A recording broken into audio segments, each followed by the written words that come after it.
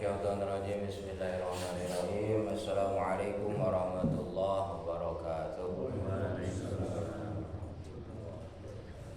Hamdan wa syukran lillah, amma ba'du. Allahumma shalli ala sayyidina Muhammad wa ala ali sayyidina Muhammad. Rabbi ishrah li sadri wa yassir li amri wahlul 'uqdatam min lisani yafqahu qawli. Rabbi zidna ilman nafi'a warzuqna fahma wa amalan mutaqabbala. Amin. Para jamaah salat subuh yang dirahmati Allah Subhanahu wa taala, alhamdulillah dengan izin qudrat iradat Allah Subhanahu wa taala pada pagi ini kita semua masih diberikan kenikmatan yang luar biasa. Di antaranya kita semua masih diberikannya hidayah Allah Subhanahu wa taala, sehingga kita semua alhamdulillah bisa beristiqomah dalam beramal kebaikan. Mudah-mudahan amaliyah kita di pagi ini baik sunat ataupun wajib semuanya ada dalam penerimanya Allah Subhanahu wa taala. Amin. Para jamaah salat subuh yang dirahmati Allah Subhanahu wa taala, untuk kajian terakhir kemarin yaitu masalah akan sulh, akan perdamaian ya. Insyaallah untuk pagi ini yaitu tentang masalah syarat hawalah. Hawalah itu masalah perpindahan hutang. Jadi kalau memindahkan hutang itu boleh, tapi dengan ada beberapa syarat ya. A'udzubillahi minasyaitonirrajim. Bismillahirrahmanirrahim. Wa qala musannifu rahimallahu ta'ala wa nafa'ana bi karamati wa nabi as-solihin. Fasdun wa syaraitu hawalati arba'atun. Bahwasanya syarat sahnya pengalihan hutang itu ada 4. Ridhal muhil, pertama ada keriduannya si muhil. Muhil itu yang mempunyai hutang. Jadi sebelum kita membayar hanya keridoannya, kerelaannya ya, keikhlasannya, apakah ridho enggak sama saya dibayarin. Jangan mentang-mentang kita banyak uang misalnya pengen bayarin karena enggak tega, tetap harus ada kerelaan atau keridoan dari yang punya hutang. Ditanya dulu gitu. Wa qabul mutah muhtal, kedua ada sah penerimaannya dari si muhtal. Muhtal itu yaitu yang akan menanggung hutangnya gitu, yaitu intinya serah terima lagi kayak akad. Wa qanul haq mustaqiran bintimah, ketiga syaratnya harus benar ada keberadaan hutang yang sudah tetap dalam taungan, bahwa benar orang tersebut itu punya hutang ya. Jangan menyangka-nyangka misalnya kita mau si A itu punya hutang tapi cuma dengan sangkaan hutangnya ke siapa dan berapa jumlahnya, misalnya kok cuma tebak begitu, tidak boleh. Kita harus ada penentuan harganya, temponya dan yang lainnya. Wa itaquma fi zimatil muhil, dan cocoknya hutang gitu ya, wa muhal alaih, dan jadi cocoknya bagi yang punya hutang dan bagi yang mau menanggung hutang, cocoknya berapa nih kira-kira. Kalau yang menanggung, kira-kira saya ada nggak hartanya sisanya. Kalau misalnya menanggung si A kira-kira ada kebayang, baru boleh. Kalau misalnya cuma gak tega, sedangkan takutnya ketika nanti pertengahan harta kita yang mau menanggung tidak kehabisan atau misalnya tidak cukup untuk diri sendiri, maka itu tidak boleh. Jangan memaksakan. Sekira-kiranya kita punya harta lebih boleh. Fil jinsi wa nau'i wal hulul wa ta'jil wa tabra'u biha dimatul muhil. Kemudian yaitu sudah kebayang kesepakatan dari mulai jenis hutangnya, kemudian ukuran macam hutangnya bekas apa, kemudian apakah dibayarnya secara kontan misalnya dengan kontan lunas beres selesai, atau misalnya ta'jil secara jatuh tempo, misalnya berapa bulan lagi dan paling akhirnya berapa jatuh temponya, itu pun harus jelas semuanya. Kemudian dengan adanya akad hiwala muhil, maka sudahlah bebas dari pertanggungan si muhil. Ketika sudah beres akadnya itu mau pengalihan, maka bagi si muhil yang ditanggung sudah bebas. Jadi nggak usah lagi mikirin hutang. Artinya walaupun tengah-tengah nanti misalnya si muhtal alaih, muhtal itu yang menanggung hutangnya itu tetap tidak boleh minta ke si muhil gitu ya, karena itu sudah akad muhilah, akad hawalah, perpindahan gitu. Karena sudah dari awalnya dia misalnya siap menanggung hutang 10 bulan, 5 bulan hartanya kehabisan, jangan minta kepada orang yang ditanggung itu, udah bebas. Jadi konsekuensinya karena dia sudah siap melaksanakan akad hawalah, maka itulah terima konsekuensinya seandainya gitu. Tapi insya Allah orang yang menanggung hutang akan sulit rezekinya. Kemudian paslun wa yasihu damanud duyun, tentang sahnya menanggung hutang. Kalau itu pengalihan, sekarang sah gak menanggung hutang itu al mustaqoru bizimati. Pertama tadi itu sudah disebutkan sahnya menanggung hutang itu kalau sudah benar tetap ada dalam tanggungan, artinya benar ada hutangnya. Idza alima qadraha, dan sudah tatkala sudah diketahui ukurannya, yaitu jumlah hutangnya berapa.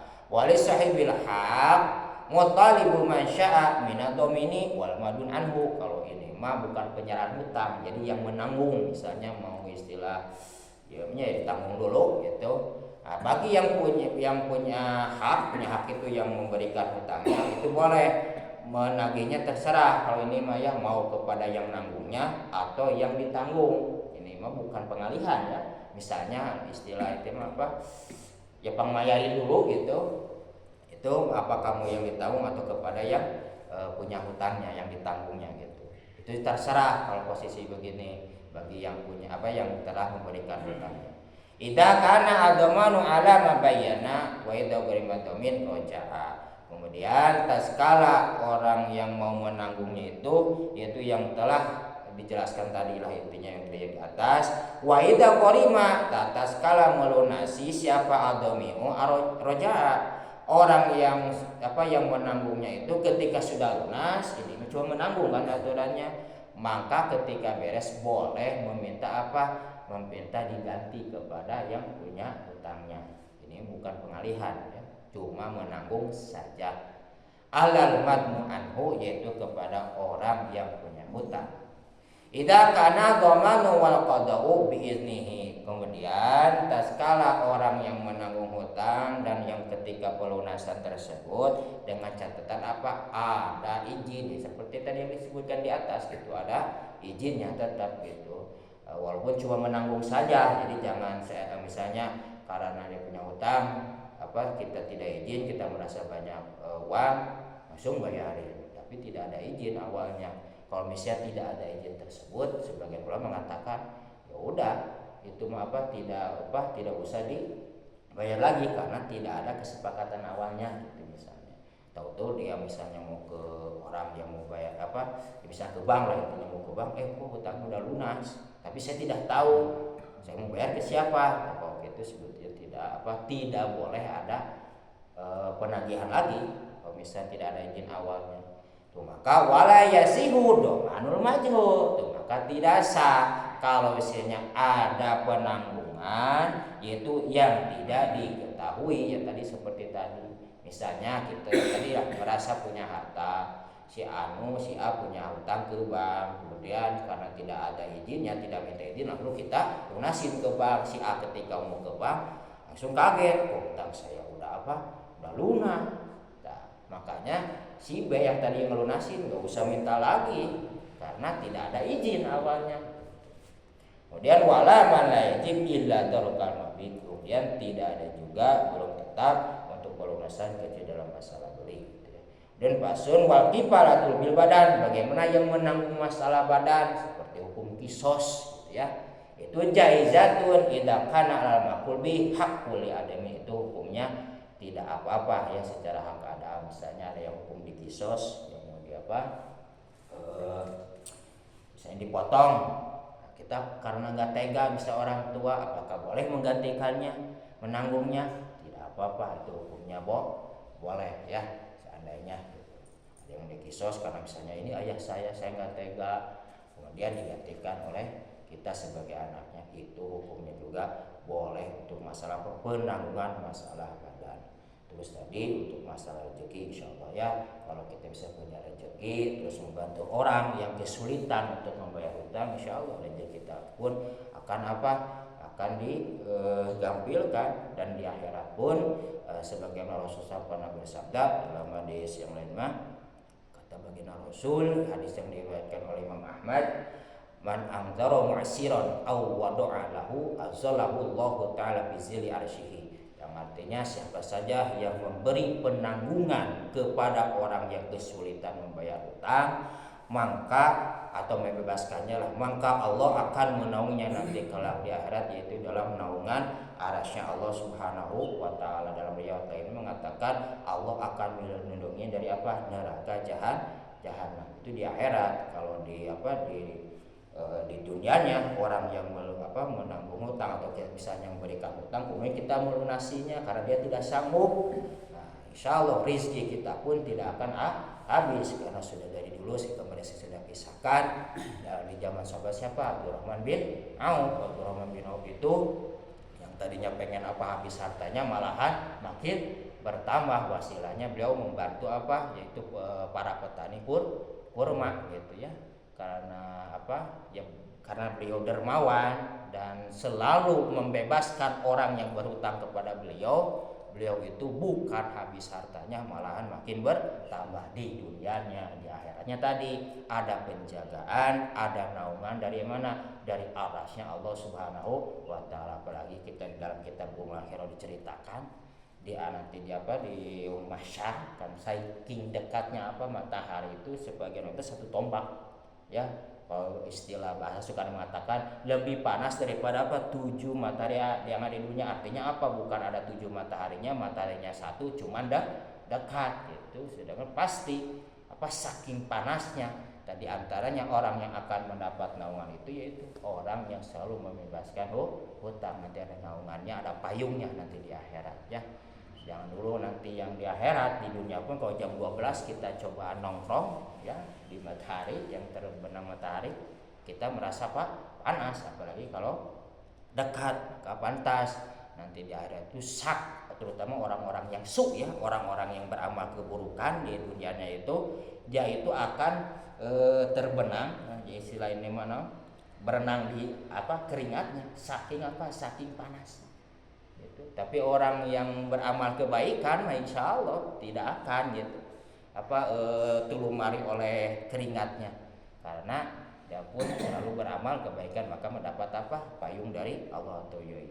Kemudian kalau misalnya seandainya kita punya hutang tapi kita sanggup untuk melunasinya, jangan menunda, karena kata baginda Rasul, hadis yang diriwayat dari Ibnu Majah, kata baginda Rasul, man akhadha amwalan nas yuridu adahallahu anhu wa man akhadha yuridu islafaha aslafahu Allahu azza wa jalla. Siapa saja yang mengambil harta orang lain, maksudnya itu berhutang, seraya bermaksud untuk membayarnya, maka Allah akan memudahkan rezekinya. Tapi sebaliknya, kalau seandainya dia seraya mengambil harta orang atau berhutang tapi bermaksud punya niat merusaknya, maksudnya merusak tidak ingin melunasi, cuma hutang saja, maka Allah pun akan merusak orang tersebut. Artinya rizkinya pun akan sulit gitu ya. Kalau kita punya hutang tapi tidak punya niat untuk melunasi, maka rezeki kita pun akan dipersulit oleh Allah Subhanahu wa taala. Enggak, barangkali pertanyaan masalah hutang piutang.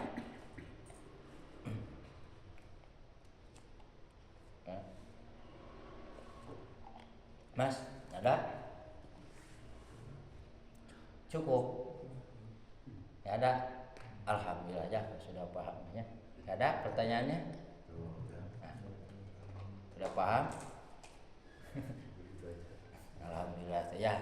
Mudah-mudahan intinya kita dibebaskan dari masalah hutang piutang, terutama hakul adami ya. Kalau misalnya punya hutang, niatkan kita ingin membayarnya. Insya Allah kalau kita mempunyai niat, Allah pun akan memperlancar rezeki kita. Dan mudah-mudahan ilmu yang kita dapat, mudah-mudahan sekali lagi jadi ilmu yang bermanfaat, terutama menjadikan syafaat di payunan Allah Subhanahu wa taala. Amin ya Allah ya rabbal alamin. Karena sudah pada paham, maka tutup dengan doa kifaratul majelis. Subhanakallahumma bihamdik, asyhadu alla ilaha anta, astaghfiruka wa atubu ilaik. Wassalamualaikum warahmatullahi wabarakatuh.